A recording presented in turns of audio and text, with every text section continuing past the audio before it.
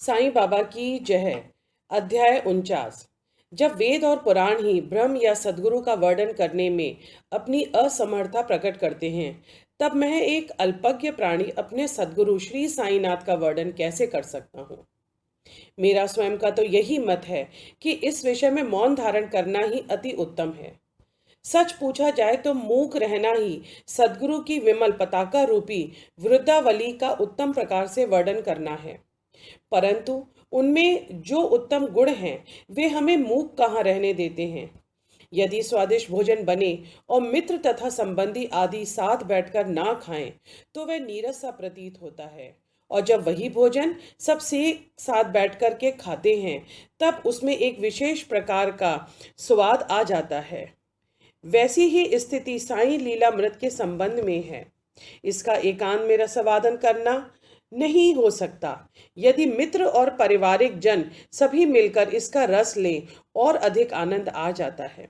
श्री साईं बाबा स्वयं ही अंत प्रेरणा कर अपनी इच्छा अनुसार ही इन कथाओं को मुझसे वर्णित करा रहे हैं। इसलिए हमारा तो केवल इतना ही कर्तव्य है कि अनय भाव से उनके शरणागत होकर उनका ही ध्यान करें। तप साधना, तीर्थ यात्रा, व्रत या यज्ञ और दान से हरि भक्ति श्रेष्ठ है और सद्गुरु का ध्यान इन सब से परम श्रेष्ठ है। इसलिए सदैव मुख से साईं नाम का स्मरण कर उनके उपदेशों का निधि अध्ययन एवं स्वरूप का चिंतन कर हृदय में अपने प्रति सत्य प्रेम के भाव से समस्त चेष्टाएं उनमें ही निमृत करनी चाहिए। भवबंधन से मुक्त होने का इससे उत्तम साधन और कोई नहीं है। यदि हम उपयुक्त विधि से कर्म करते जाएं तो साईं को विवश होकर हमारी सहायता कर हमें मुक्ति प्रदान करनी ही पड़ेगी। अब इस अध्याय की कथा श्रवण करें। हरि कानोबा। मुंबई में हरि कानोबा नाम का एक महानुभाव ने अपने कई मित्रों और संबंधियों से साईं बाबा की अनेक लीलाएं सुनी थी, परंतु उन्हें विश्वास न होता था क्योंकि वे संशालु प्रवृत्ति के व्यक्ति थे। अविश्वास उनके हृदय पटल पर अपना आसन जमाए हुए था।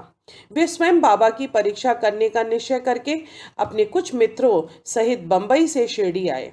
उन्होंने सिर पर एक जरी की पगड़ी और पैरों में नए सैंडल पहने हुए थे। उन्होंने बाबा को दूर से ही देखकर उनके पास जाकर उन्हें प्रणाम तो करना चाहा, परंतु उनका नए सैंडल इस कार्य में बाधक बन गए। उन्हें समझ में नहीं आ रहा था कि अब वे क्या करें। तब उन्होंने अपने सैंडल मंडप में एक सुरक्षित कोने में रखे और मस्जिद में जाकर बाबा के दर्शन किए। उनका ध्यान सैंडल में ही लगा रहा। उन्होंने बड़ी नम्रता पूर्वक बाबा को प्रणाम किया और उनसे प्रसाद और उदी प्राप्त कर लौट आए। पर जब उन्होंने कोने में दृष्टि डाली तो देखा कि सैंडल तो अंतर्धान हो चुके थे। पर्याप्त छानबीन भी व्यर्थ हुई और अंत में निराश होकर वे अपने निवास स्थान पर वापस आ गए। स्नान, पूजा और नवेद आदि अर्पित करते वे भोजन करने को तो बैठे, परंतु वे पूरे समय उन सैंडल का ही चिंतन में ही निमग्न रहे। भोजन कर मुख हाथ धोकर जब वे बाहर आए तो उन्होंने एक मराठा बालक को अपनी ओर आते देखा, जिसके हाथ में डंडे के कोने पर एक नए सैंडल का जोड़ा लटका हुआ था। उस बालक ने हाथ धोने के लिए बाहर आने वाले लोगों से कहा कि बाबा ने मुझे यह डंडा हाथ में देकर रास्ते में घूम घूम कर हरि का बेटा, जरी का फेंटा की पुकार करने को कहा है, तथा जो कोई कहे कि सैंडल हमारे हैं उससे पहले ही पूछ लेना कि क्या उसका नाम हरि है और उसके पिता का नाम कानोबा है। साथ ही यह भी देखना क्या वह जरी का फेटा बांधे हुए हैं, तब उन्हें उसे दे देना।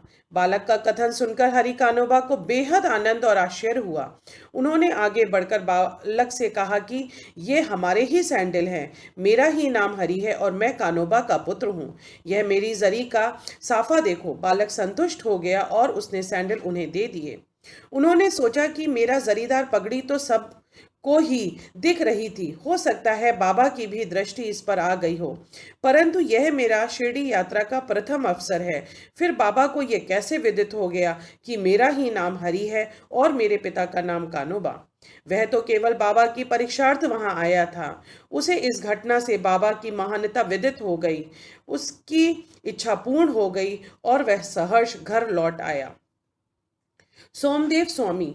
अब एक दूसरे श्रृंखालु व्यक्ति की कथा सुनिए जो बाबा की परीक्षा करने आया था। काका साहेब दीक्षित के भ्राता श्री भाई जी नागपुर में रहते थे। सन 1906 से वे हिमालय गए, तब उनका गंगोत्री घाटी के नीचे हरिद्वार के समीप उत्तर काशी में एक स्वयंदेव स्वामी से परिचय हो गया। दोनों ने एक दूसरे के पते लिख लिए। 5 वर्ष पश्चात सोमदेव स्वामी नागपुर में आए और भाई जी के यहाँ ठहरे। वहां से साईं बाबा की कीर्ति सुनकर उन्हें बड़ा प्रसन्नता हुई तथा शिरडी जाकर बाबा के दर्शन करने की तीव्र उत्कंठा हुई। मनमाठ और कोपरगांव निकल जाने पर वे एक तांगे पर बैठकर शिरडी को चले आए। शिरडी के समीप पहुंचने पर उन्होंने दूर से ही मस्जिद पर 2 ध्वज लहराते देखे। सामान्यतया देखने में आता है कि भिन्न भिन्न संतों का बर्ताव, रहन सहन और ब्रह्म सामग्री प्रायः भिन्न प्रकार की ही रह करती है, परंतु केवल इन में से संतों की योग्यता का आकलन कर लेना बड़ी भूल है। सोमदेव स्वामी कुछ भिन्न प्रकृति के थे। उन्होंने जैसे ही ध्वज को लहराते देखा तो वह सोचने लगे कि बाबा संत होकर इन ध्वजों में इतनी दिलचस्पी क्यों लेते हैं। क्या इससे उनकी संतपन प्रकट होता है? ऐसा प्रतीत होता है कि यह संत अपनी कीर्ति की इच्छुक हैं। अतएव उन्होंने शिरडी जाने का विचार त्याग कर अपने सह यात्रियों से कहा कि मैं तो वापस लौटना चाहता हूँ। तब वे लोग कहने लगे कि फिर व्यर्थ ही इतनी दूर क्यों आए हैं? अभी केवल ध्वजों को देखकर तुम इतने उद्विग्न हो उठे हो, तो जब शिरडी में रथ, पालकी, घोड़ा और अन्य सामग्री देखोगे तब तुम्हारी क्या दशा होगी। स्वामी को अब और भी अधिक घबराहट होने लगी और उसने कहा कि मैंने अनेक साधु संतों के दर्शन करे हैं, परंतु यह संत कोई निराला ही है जो इस प्रकार ऐश्वर्य की वस्तुएं संग्रह कर रहा है। ऐसे साधु के दर्शन ना करना ही उत्तम है। ऐसा कहकर वह वापस लौटने लगा। तीर्थयात्रियों ने प्रतिरोध करने पर उन्हें आगे बढ़ने की सलाह दी और समझाया कि तुम यह संकुचित मनोवृत्ति छोड़ दो। मस्जिद में जो संत हैं वे इन ध्वजाओं और अन्य सामग्री का, अपनी कीर्ति का स्वप्न में ही सोच विचार नहीं करते। ये सब तो उनके भक्तगण प्रेम और भक्ति के कारण ही उनको भेंट किया करते हैं। अंत में वे शिरडी जाकर बाबा के दर्शन करने को तैयार हो गए। मस्जिद के मंडप में पहुंचकर वे द्रवित हो गए। उनकी आंखों से अश्रुधारा बहने लगी और कंठ रुंध गया। अब उनके सब दूषित विचार हवा हो गए और उन्हें अपने गुरु के शब्दों की स्मृति हो आई कि मन जहां अति प्रसन्न और आकर्षित हो जाए, उसी स्थान को तुम अपना विश्राम धाम समझना। वे बाबा के चरण रज में लौटना चाहते थे, परंतु जब वे उनके समीप गए तो बाबा एकदम क्रोधित होकर जोर जोर से चिल्लाकर कहने लगे, हमारा सामान हमारे ही साथ रहने दो, तुम अपना घर वापस लौट जाओ। सावधान, यदि फिर कभी इस मस्जिद की सीढ़ी चढ़े तो ऐसे संत के दर्शन ही क्यों करना चाहिए जो मस्जिद में ध्वज लगा करके रखे हैं। क्या यह संतपन के लक्षण हैं? एक क्षण भी यहाँ न रुको। अब उसे अनुभव हो गया कि बाबा ने अपने हृदय की बात जान ली है और वे कितने सर्वज्ञ हैं। उसे अपनी प्रवृत्ति पर हंसी आने लगी तथा उसे पता चल गया कि बाबा कितने निर्विकार और पवित्र हैं।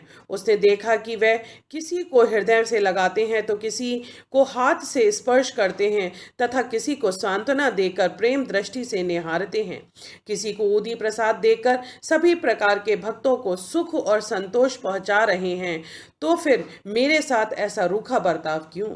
अधिक विचार करने पर वे इसी निष्कर्ष पर पहुंचे कि इसका कारण मेरे आंतरिक विचार ही थे और इससे शिक्षा ग्रहण कर मुझे अपना आचरण सुधारना चाहिए। बाबा का क्रोध तो मेरे लिए वरदान स्वरूप है। अब यह कहना व्यर्थ ही होगा कि वे बाबा की शरण में आ गए और उनके परम भक्त बन गए। नाना साहेब चंदोरकर। अंत में नाना साहेब चंदोरकर की कथा लिखकर हेमंत पंत ने यह अध्याय समाप्त किया। एक समय जब नाना साहेब महालसापति और अन्य लोगों के साथ मस्जिद में बैठे हुए थे तो बीजापुर के एक समृद्ध यवन परिवार श्री साईं बाबा के दर्शन को आए। कुलवंतियों की लज्ज रक्षणा भावना देखकर नाना साहेब वहां से निकल जाना चाहते थे, परंतु बाबा ने उन्हें रोक लिया। स्त्रियां आगे बढ़ीं और उन्होंने बाबा के दर्शन करे। उनमें से एक महिला ने अपने मुंह पर से घूंघट हटाकर बाबा के चरणों को प्रणाम कर फिर घूंघट डाल लिया। नाना साहेब उसके सौंदर्य से आकर्षित हो गए और वह एक बार पुनः वह छवि देखने को ललायत हो उठे। नाना के मन की व्यथा जानकर उन लोगों के चले जाने के पश्चात बाबा उनसे कहने लगे कि नाना, क्यों व्यर्थ से मोहित हो रहे हो? इंद्रियों को अपना कार्य करने दो। हमें उनके कार्य में बाधक ना रहना होना चाहिए। भगवान ने यह सुंदर सृष्टि निर्माण की है, अतः हमारा कर्तव्य है कि हम इसके सौंदर्य की सराहना करें। यह मन तो क्रमशः ही स्थिर होता है, और जब सामने का द्वार खुला हो तब हमें पिछले द्वार से क्यों प्रविष्ट होना चाहिए? चित्त शुद्ध होते ही फिर किसी कष्ट का अनुभव नहीं होता। यदि हमारे मन में कुविचार नहीं है तो हमें किसी से भयभीत होने की आवश्यकता नहीं। नेत्रों को अपना कार्य करने दो। इसके लिए तुम्हें लज्जित या विचलित ना होना चाहिए। उस समय श्यामा भी वहां थे। उनकी समझ में ना आया कि आखिर बाबा के कहने का तात्पर्य क्या है, इसलिए लौटते समय उस विषय पर उन्होंने नाना से पूछा। ये परम सुंदरी के सौंदर्य को देखकर किस प्रकार वह मोहित हुए तथा वह यथा जानकर बाबा ने उस विषय में क्या उपदेश दिए थे, उन्होंने उसका संपूर्ण वृतांत उनसे कहकर श्यामा को इस प्रकार समझाया। हमारा मन स्वतः ही चंचल है, पर हमें इसे लंपट न होने देना चाहिए। इंद्रियां चाहे भले ही चंचल हो जाएं, परंतु हमें अपने मन पर पूर्ण नियंत्रण रखकर उसे अशांत न होने देना चाहिए। इंद्रियां तो अपने विषय पदार्थों के लिए सदैव चेष्टा किया करती हैं, पर हमें उनके वशीभूत होकर उनसे इच्छित पदार्थों के समीप न जाना चाहिए। क्रमशः प्रयत्न करते रहने से इस चंचलता को नियंत्रण किया जा सकता है। यद्यपि उन पर पूर्ण नियंत्रण संभव नहीं, तो भी हमें उनके वशीभूत न होना चाहिए। प्रसंग अनुसार हमें उनका वास्तविक रूप से उचित गति अवरोधन करना चाहिए। सौंदर्य तो देखने का विषय है, इसलिए हमें निडर होकर सुंदर पदार्थों की ओर देखना चाहिए। यदि हमें किसी प्रकार के कुविचार ना आए तो हमें लज्जा और भय की आवश्यकता ही क्या है। यदि मन को निश्चित बनाकर ईश्वर के सौंदर्य को निहारो तो इंद्रियां सहज और स्वाभाविक रूप से अपने वश में आ जाएंगी और विषय आनंद लेते समय भी उन्हें ईश्वर की स्मृति बनी रहेगी। यदि उसे भ्रम इंद्रियों के पीछे दौड़ते तथा उनमें लिप्त रहने दोगे तो तुम्हारा जन्म मृत्यु के पाश से कदापि छुटकारा ना होगा। विषय पदार्थ इंद्रियों को सदा पथ भ्रष्ट करने वाले होते हैं। अतएव हमें विवेक को सारथी बनाकर मन को लगाम अपने हाथ में लेकर इंद्रिय रूपी घोड़े को विषय पदार्थों की ओर जाने से रोक देना चाहिए। ऐसा विवेक रूपी सारथी हमें विष्णु पद की प्राप्ति करा देगा, जो हमारे यथार्थ में परम सत्य धाम है और जहां गया हुआ प्राणी फिर कभी यहां नहीं लौटता।